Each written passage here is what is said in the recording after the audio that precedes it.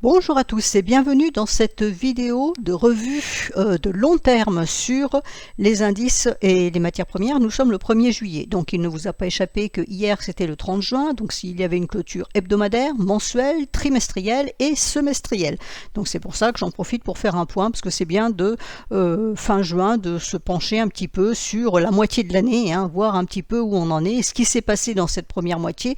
Alors pas forcément ce qu'on peut attendre de la deuxième moitié, parce que pour le moment c'est très compliqué, donc on va déjà voir ce qui s'est passé et puis essayer de faire, pas un pronostic, mais de regarder un petit peu, surtout d'un point de vue technique, parce que je suis essentiellement une analyse technique et non pas fondamentale, donc surtout d'un point de vue technique, qu'est-ce qui peut nous attendre pour les mois ou le deuxième semestre à venir pour cette année 2023.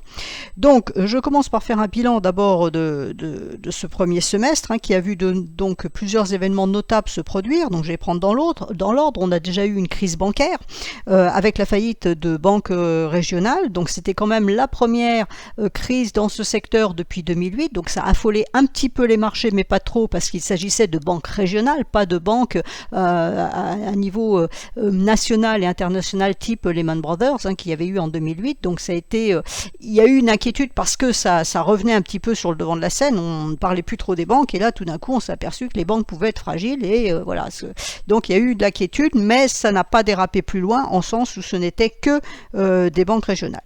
Ensuite, on a eu la capitulation complète du secteur des matières premières, qui avait bien monté, bien flambé au moment en 2022 avec la guerre, et là tout est retombé comme un soufflet, donc ça a permis entre autres peut-être d'éviter que l'inflation grimpe trop. Et donc ça c'était plutôt, on va dire, une bonne nouvelle. Maintenant, est-ce que les matières premières vont reprendre? On pensait qu'il y aurait une reprise, notamment avec l'ouverture de la Chine, enfin la reprise de la croissance de la Chine, et puis il semblerait que cette croissance soit pas forcément vraiment là, et donc les matières premières ont un petit peu de mal à reprendre leur souffle. Ensuite, on a pu assister à un engouement pour les valeurs liées à l'intelligence artificielle. Donc là, il y a un petit premier signe de danger à noter pour les mois à venir, c'est-à-dire que ce mouvement rappelle un petit peu et même très fortement ce qui s'est passé lors de la dot-com bubble, donc ce qui s'est passé avec la crise, l'éclatement de la bulle internet, où il suffisait de mettre un .com derrière un nom de site et puis la valeur elle prenait 200, 300, 400% comme ça en 24 heures, c'était absolument hallucinant pour l'avoir vécu, je m'en souviens. Et là c'est un petit peu on retrouve la même schématique. Alors, les valeurs ne montent peut-être pas autant, mais il suffit qu'une société dise « je mets de l'intelligence artificielle » ou « j'ai de l'intelligence artificielle » ou « je vais en mettre dans son discours » et blanc, ça bondit aussitôt. Donc attention, danger, parce que d'abord on ne sait pas où va aller ce secteur de l'intelligence artificielle. Internet, c'est toujours là, heureusement pour nous. Maintenant, est-ce que l'intelligence artificielle, il ne va pas y avoir des dérapages? Est-ce qu'il ne va pas y avoir des choses pas propres qui vont se produire, ou au contraire, est-ce que c'est vraiment une très grosse évolution technologique, et auquel cas, donc certaines sociétés ont peut-être raison de se mettre dans ce secteur. Tout ça pour dire qu'il y a un danger, il est latent, il n'est pas forcément évident, ça n'empêche pas les valeurs qui sont dans ce domaine-là, et on va le voir avec Nvidia, de continuer à monter et en profiter, mais il faut être prudent parce que ça peut se retourner à tout moment. On a eu pendant un moment aussi le hype sur le métavers, on voit bien ce que ça a donné derrière, et pas grand chose. Donc je dis pas que c'est la même chose, mais méfiance. Quand il y a des engouements comme ça, il faut rester prudent. Ensuite, autre phénomène de ce premier semestre, nous avons le réveil du marché crypto, donc qui était en sommeil, qui était particulièrement pénible. Ces derniers temps, faut dire que c'est sur le semestre, c'est plutôt ces derniers mois, il y a eu ce réveil. Donc le Bitcoin affiche quand même une croissance de plus 80%, donc on peut dire que c'est plutôt positif. Est-ce que l'hiver crypto est terminé? Pas nécessairement. Prudence aussi ici, c'est pas parce qu'il y a un rebond que tout est à mettre derrière, on dit ça y est c'est bon et on va retourner chercher des sommets. Dans la prochaine vidéo sur les cryptos, j'en parlerai pour préciser un petit peu les choses. Il faut aussi encore prudence garder. Et puis il faudra quand même noter que l'autorité des marchés financiers américaine, donc la SEC, elle a pris un peu Binance et Coinbase dans le viseur, et qu'elle s'acharne un petit petit peu là-dessus, donc jusqu'où ça va aller, quelle est vraiment la finalité du sujet. Ça peut être aussi une inquiétude par rapport au marché crypto en général, et donc il peut y avoir des secousses. Enfin, côté banque centrale, les taux ont continué de monter, hein. La Fed a continué de monter ses taux, donc depuis 2022, elle a monté ses taux de 500 points de base, la BCE a monté de 400 points de base. Pour le moment, ça semble agir, hein, puisque l'inflation a commencé à baisser un peu. Alors, il faut distinguer l'inflation core de l'inflation normale, mais ça, je passe là-dessus dans l'immédiat. C'est globalement la hausse de l'inflation serait enrayée. Je dis bien serait, hein, je mets bien du conditionnel, serait enrayé pour l'instant, ce qui voudrait dire que ces hausses de taux agissent. Maintenant, on sait qu'il y a un décalage entre le moment où on dit on augmente les taux et le moment où ça agit exactement dans l'économie. Donc les dernières hausses de taux de 2023, de début 2023, ne seront vraiment actives dans l'économie qu'en cette fin d'année. Donc il y a encore de la marge de manœuvre et ça peut contribuer à vraiment, éventuellement, hein, il faut être un peu optimiste de temps en temps, à réduire cette inflation. Maintenant, de là à dire qu'on va atteindre les 2% envisagés par les banques centrales, peut-être pas, hein. Il y a peut-être un delta entre les deux. Là, pour le moment, dans les derniers chiffres, on constate que l'inflation est enrayée, mais elle ne baisse pas nécessairement. Et la Fed a besoin que l'inflation baisse. C'est pas seulement arrêter la hausse, il faut aussi que ça baisse. Donc là, il y a quand même aussi une incertitude. Et puis, cette hausse des taux qui a peut-être son effet positif sur l'inflation qui était le but des banques centrales, elle peut aussi avoir un effet négatif et nous déclencher une récession. Et là, ça ne sera pas tip-top pour les marchés, bien évidemment. Donc là, pour le moment, c'est un petit peu sur le fil du rasoir. Donc il se peut qu'il y ait une pause dans la hausse des taux pour dire on observe et on voit est-ce qu'on peut continuer à monter pour vraiment que cette inflation rétrocède parce qu'elle ne veut pas baisser, elle s'arrête mais elle ne veut pas baisser, il faut continuer à monter les taux.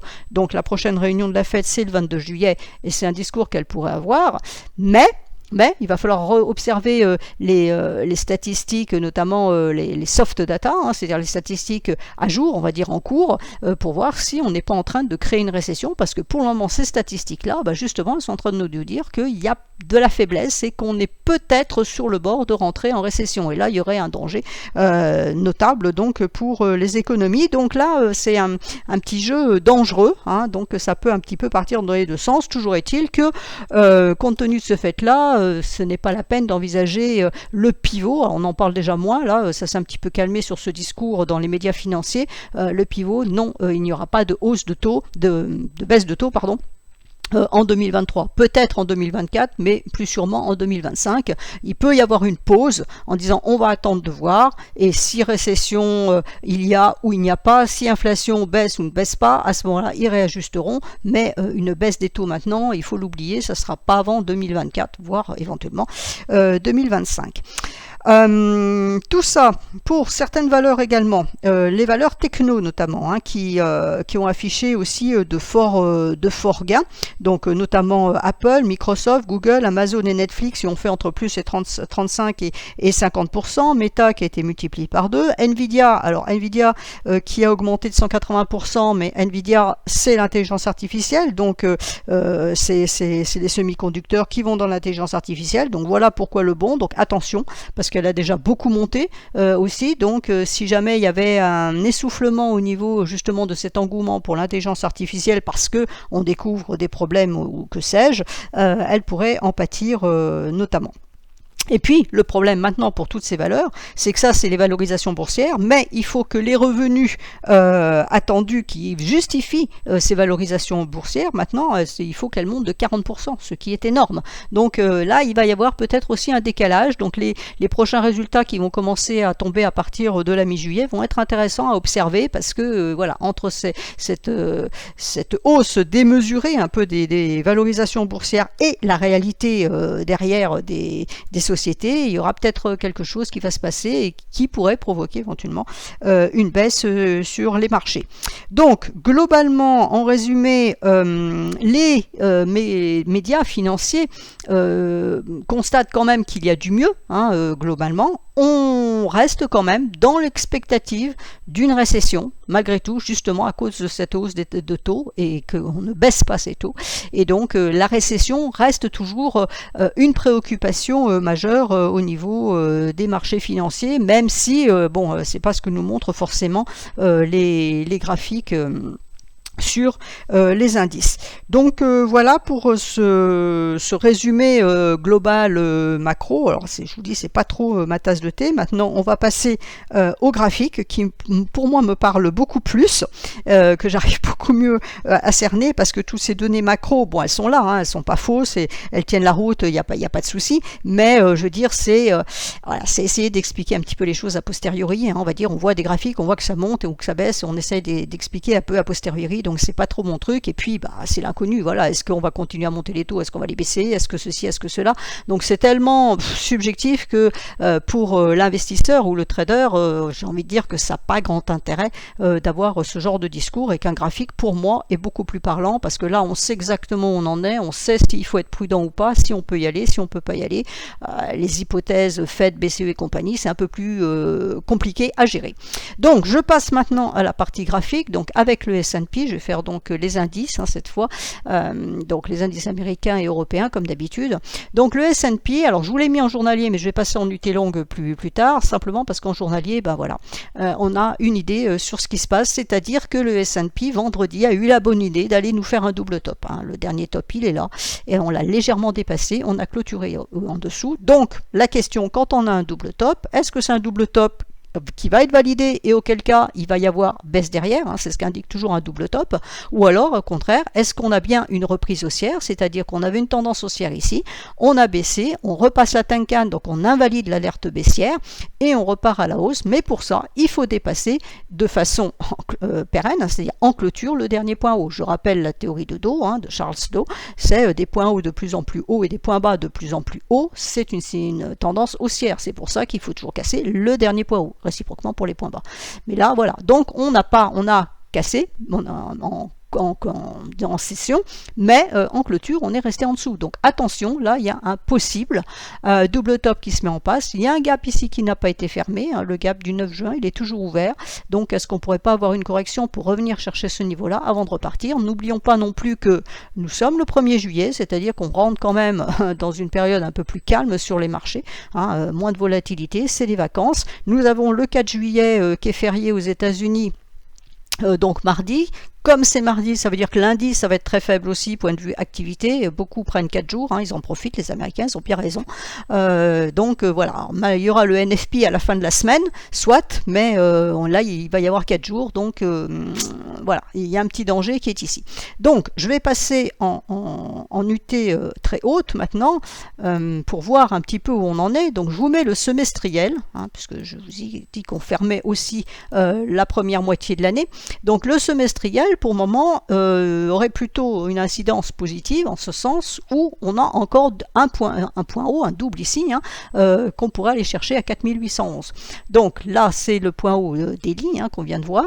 On peut, voilà, il y a un potentiel pour aller chercher les 4800 qui sont ici. Alors, est-ce qu'on les dépassera? Et puis on continuera la hausse en faisant un point plus haut, hein, donc ce que je viens d'expliquer, ou alors est-ce qu'au contraire ça provoquera un retour.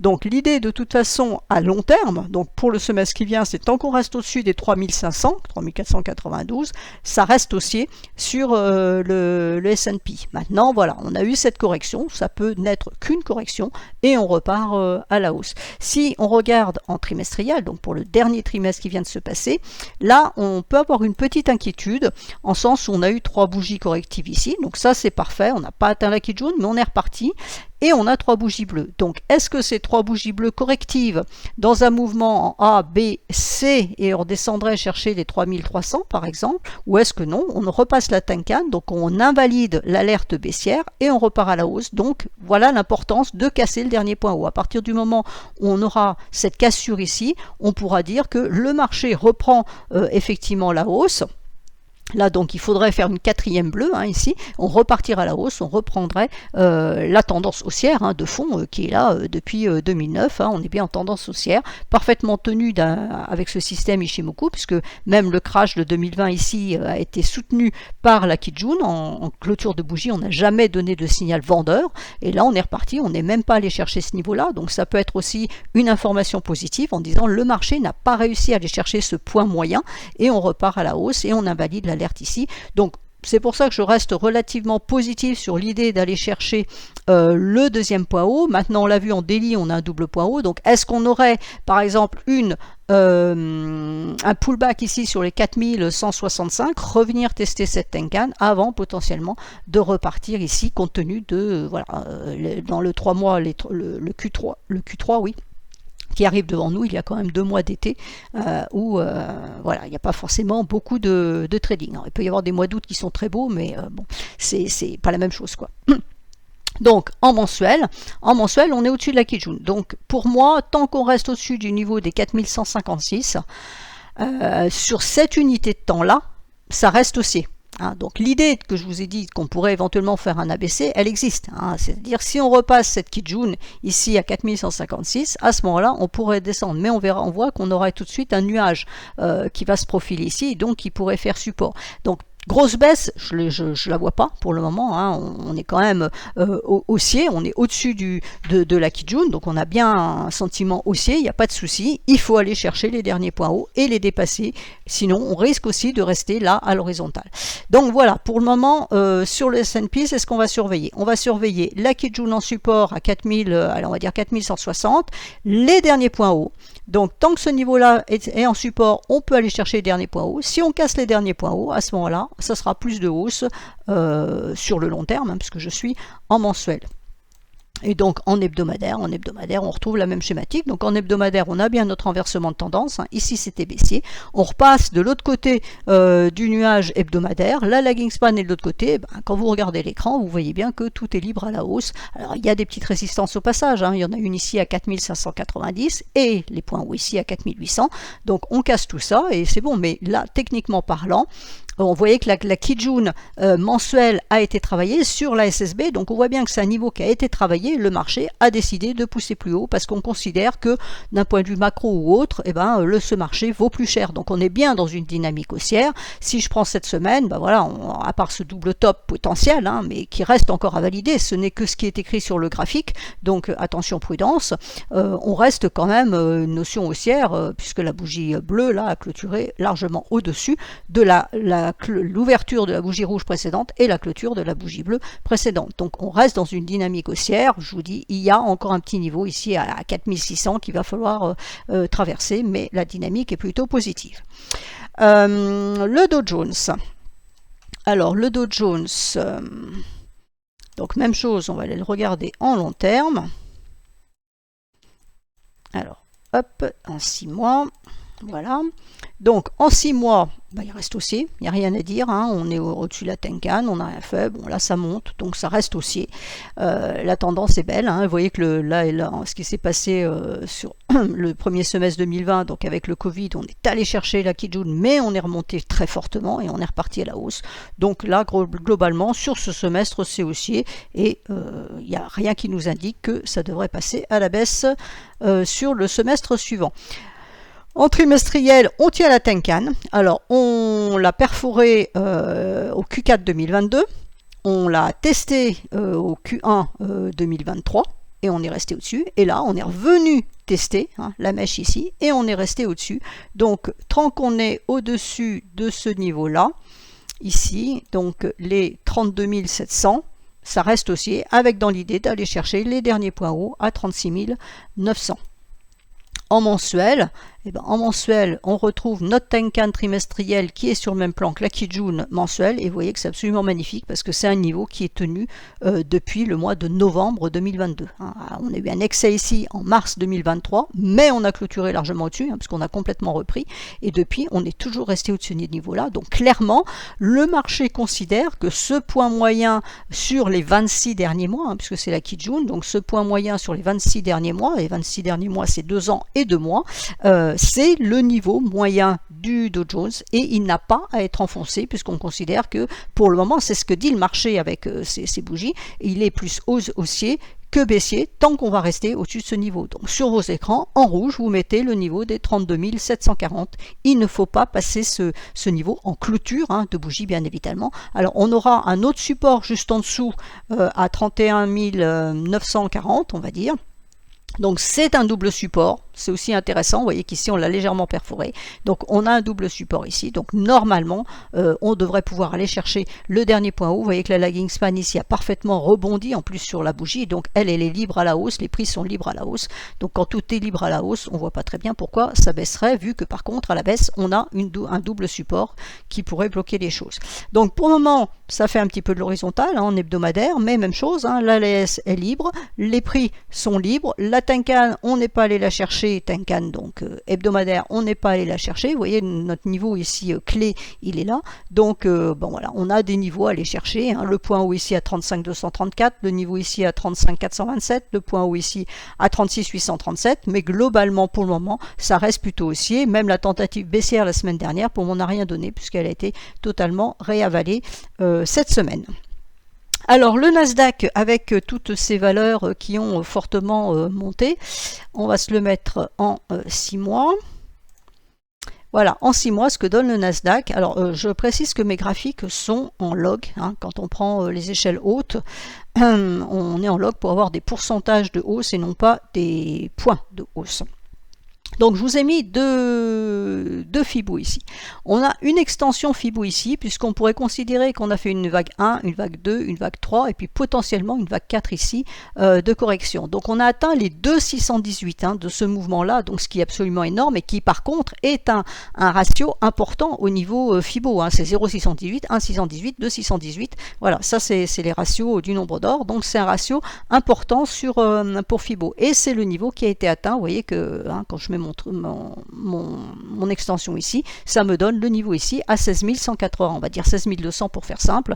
Donc c'est ce qui a, on a clôturé le premier semestre 2021 ici, on a ouvert donc le semestre suivant ici, et là on pourrait revenir le chercher. Donc les 16 200, c'est un premier niveau important sur le Nasdaq. Si on le passe, ça veut dire que la correction ici est bien terminée et qu'on repart à la hausse puisqu'on fera un point plus haut. Donc c'est le niveau à surveiller.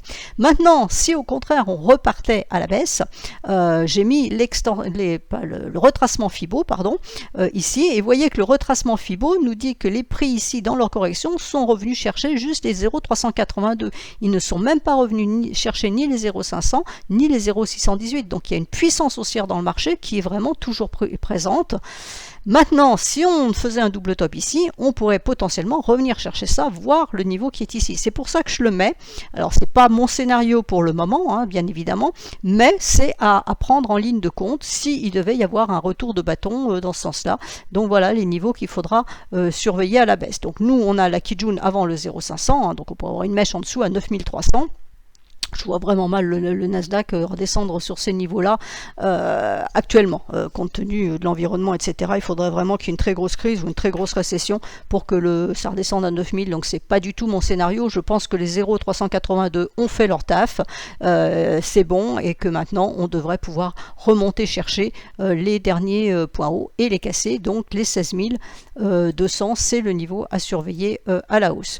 Quand on regarde donc en trimestriel, on trouve la même idée. Alors en trimestriel, on est venu chercher la Kijun, donc ça c'est parfait, 3 bougies rouges, la 4e est bleue, et on est reparti à la hausse. Donc normalement, on casse la Tenkan ici. Alors est-ce qu'on va avoir un test de cassure de la Tenkan ou est-ce qu'on continue plus haut? C'est-à-dire, est-ce qu'on va d'abord faire le double top potentiel, revenir chercher la Tenkan pour après repartir, c'est-à-dire tester cette cassure. Normalement, une cassure doit être testée pour être validée. Ça, c'est ce qu'on va surveiller. C'est pour ça qu'il y a plusieurs niveaux qu'il faut prendre en compte sur cet indice. Et enfin, si je me mets, donc on va ajuster ça correctement, en mensuel. Donc en mensuel, on a cassé la Kijun, c'est là où il y a une incertitude, c'est ici, à savoir qu'on a cassé, on n'a pas fait de test de cassure. Donc c'est parti fortement à la hausse ici. Ici, on n'avait pas atteint la Kijun, on l'a pas atteint ici, et le mois suivant, c'est-à-dire le mois de mai, on l'a perforé et on ne fait pas le test de cassure. Alors, est-ce que ça veut dire que le marché est donc si fortement haussier qu'on ne fait pas de test de cassure et qu'on va chercher directement le double point haut ici, ou alors est-ce que ça veut dire que là, compte tenu de la baisse de la volatilité qu'il va y avoir pour l'été, on peut revenir faire ce test de cassure, c'est revenir chercher les 13 650 avant potentiellement de repartir à la hausse. Donc là, on a une petite incertitude sur le déroulement du scénario. On fait un top d'abord, on redescend, ou est-ce qu'on redescend d'abord et on fait un top et on repart et on prend une hausse directe, c'est-à-dire qu'on reprend une tendance haussière de long terme. Et donc en hebdomadaire, on voit qu'on travaille un double niveau ici, hein, le niveau qui est ici et le niveau de Kijun qui sont ici, c'est un niveau qui est travaillé, donc on a cassé ce niveau là. Vous voyez que là par contre ici on a bien fait le test de cassure. Alors le test de cassure avait été fait, je viens de vous le dire, en mensuel, on ne l'a pas fait, mais il a été fait sur UT plus courte en hebdomadaire, donc quelquefois ça suffit, hein, ça a été fait en UT plus courte, donc c'est inclus dans la bougie mensuelle, puisque c'est la bougie du mois de mai, on est à l'intérieur de la bougie du mois de mai jusqu'ici, hein, le 30, voilà, du 8 mai au 30, tout ça c'est la bougie mensuelle. Donc quand je dis qu'il n'y a pas de test de cassure qui a été fait sur la bougie suivante, bah, c'est parce qu'en fait ça a été fait ici en intermédiaire sur la bougie hebdomadaire. Donc ça peut suffire aussi, puisque là c'était un niveau important qui avait été cassé, on avait cassé la Kijun mensuelle et la SSB hebdomadaire. On est revenu la tester donc début de la semaine du 22 mai et on est parti à la hausse et maintenant on est aussi. Alors là on est un petit peu éloigné de la Tenkan, ce qui explique que les prix plafonnent un peu. On attend que la Tenkan remonte pour qu'elle puisse soutenir la hausse, hein. Je rappelle que la Tenkan est une droite qui soutient la hausse et qui capte une baisse, donc il faut qu'elle remonte, à l'image qui est ici où les prix étaient en altitude, ils étaient loin de la Tenkan, ils ont latéralisé et quand la Tenkan a commencé à remonter, ils sont remontés. Donc c'est le scénario qu'on peut avoir ici, on latéralise un petit peu et puis on reprend de la hausse ici. Ensuite, nous avons, pour les indices américains, toujours, nous avons le Russell 2000. Donc le Russell 2000, je rappelle que ce sont les small et mid cap américaines.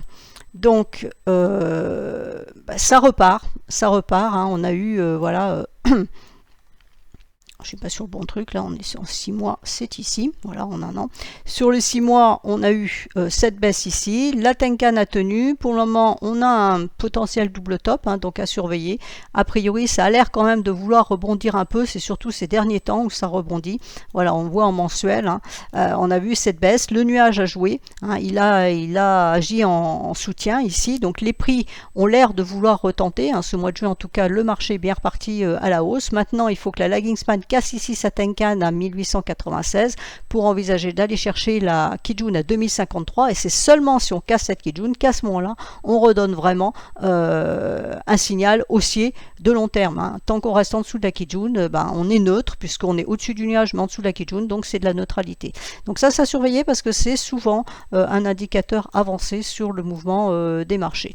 Donc en hebdomadaire on est neutre, hein, pour le moment c'est ce que je viens de vous dire, on est neutre puisqu'on est dans le nuage. Alors on a cassé la Kijun ici, on est revenu mais on a été bloqué par le bas du nuage, ça repart ici, la lagging peut monter mais on voit qu'il y a pas mal de résistance, mais pour le moment on aurait plutôt un biais haussier, on fait des points bas de plus en plus haut, donc on garde un biais haussier sur cet indice. Maintenant les indices européens, donc le DAX, alors le DAX en 6 mois, donc le DAX lui il nous fait un point haut plus haut, donc ça c'est plié. Voilà, donc voilà le DAX. Je vais essayer d'enlever ça. Hop, sur du court terme.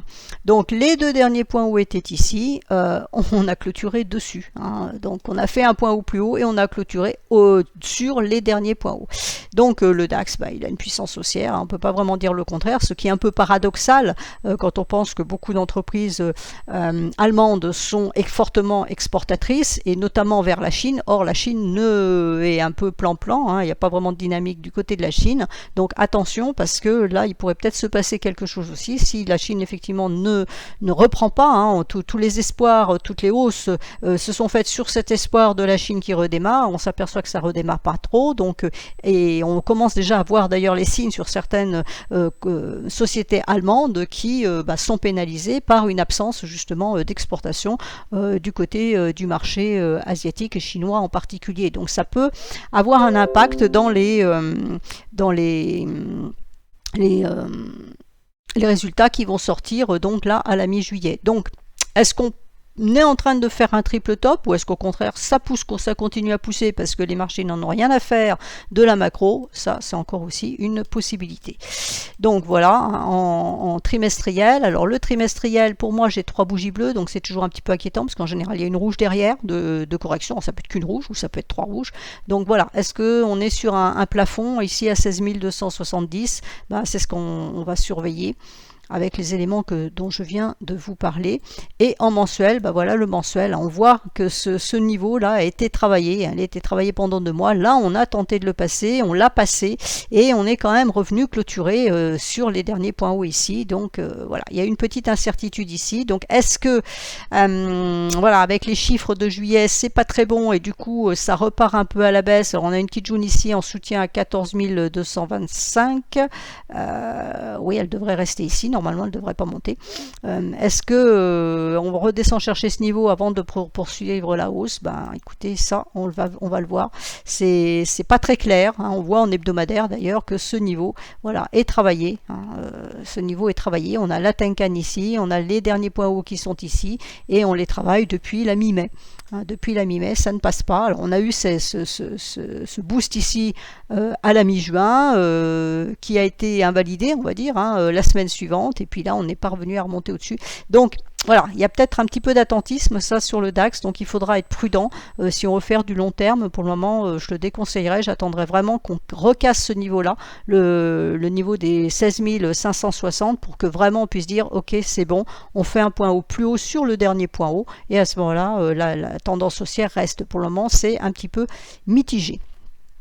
Le CAC, alors le CAC en 6 mois, voilà. Donc le CAC en 6 mois, bah, il fait un point haut plus haut. Alors lui, il est quand même un peu plus franc du collier, hein, par rapport au DAX. Donc on est vraiment plus haut. Là, il n'y a pas à tortiller, on est vraiment plus haut. La clôture se fait au-dessus de la bougie ici du premier semestre 2022. Donc on est vraiment plus haut. Donc là, pour le moment, on a une tendance haussière, hein, à voir ce que ça donne après, mais pour le moment, bon, il n'y a pas grand-chose à dire d'un point de vue technique, en tout cas, c'est haussier. Niveau trimestriel, alors c'est une 3e bleue, est-ce qu'on pourrait avoir une correction? On est un petit peu éloigné de la Tenkan, ça pourrait provoquer une correction sur le trimestre qui vient, hein, compte tenu des 2 mois d'été. On peut avoir une petite baisse ici, voilà, donc il faut casser les 7755 pour libérer à nouveau du potentiel haussier. Moi, je serais plutôt partante pour une correction.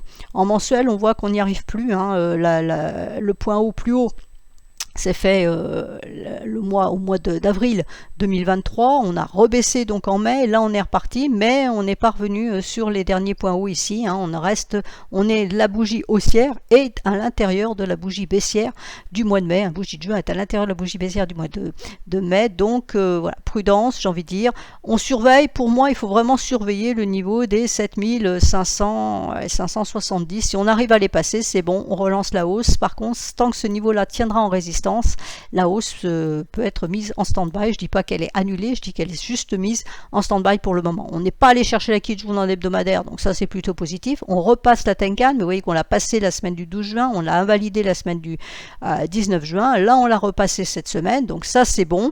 Maintenant, voilà, il faut casser, alors, le point haut, hein, maintenant il est là en fait, il est à 7578, 570, 580, bon c'est pas d'une haute précision, vous prenez ça sur vos graphiques en fonction de votre broker qui a des prix différents. L'idée c'est vraiment d'aller chercher, de passer ce point haut ici pour relancer la hausse. Pour le moment c'est un petit peu neutre, c'est un petit peu en stand-by, donc prudence aussi, malgré la semaine qui vient de se passer, voilà, il faut repasser ce niveau-là pour dire ok, ma tendance haussière repart.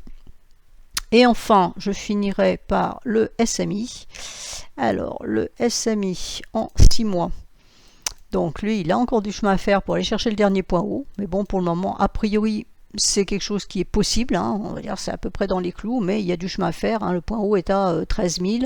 13 000, on est à 11 280. Donc, c'est pas improbable, mais il y a du chemin à faire.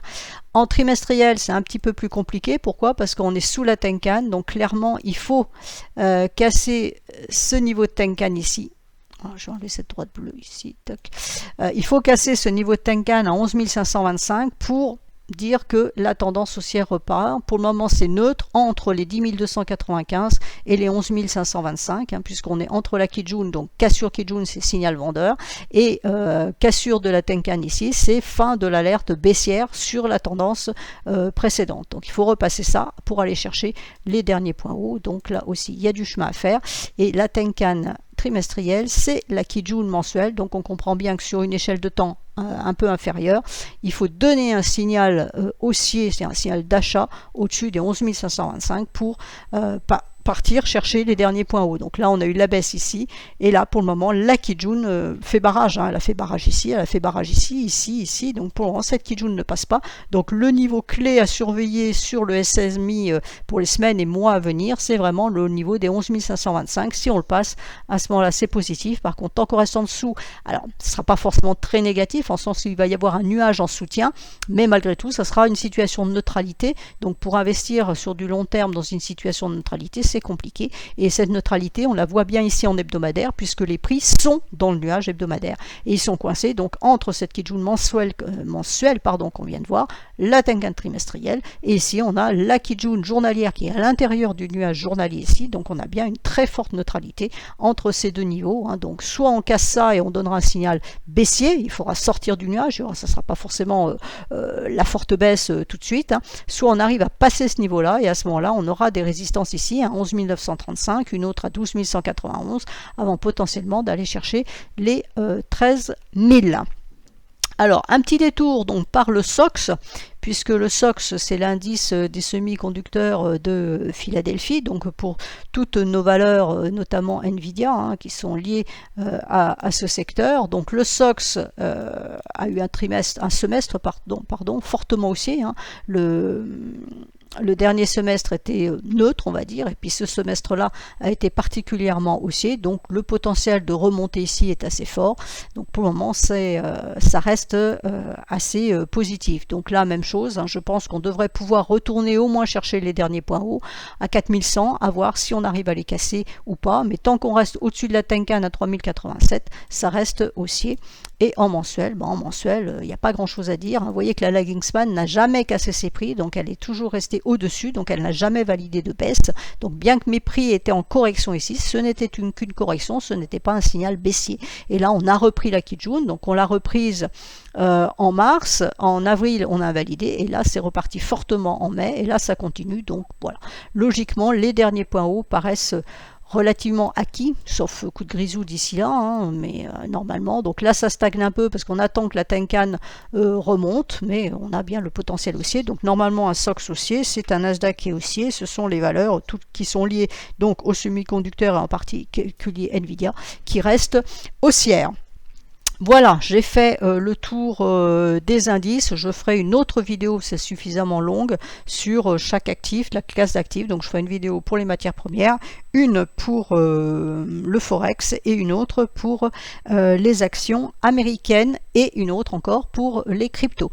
Voilà, je vous souhaite à tous écoutez, de bonnes vacances, un excellent été et puis restez prudents sur les marchés. C'est toujours l'été est toujours un petit peu délicat. À très bientôt.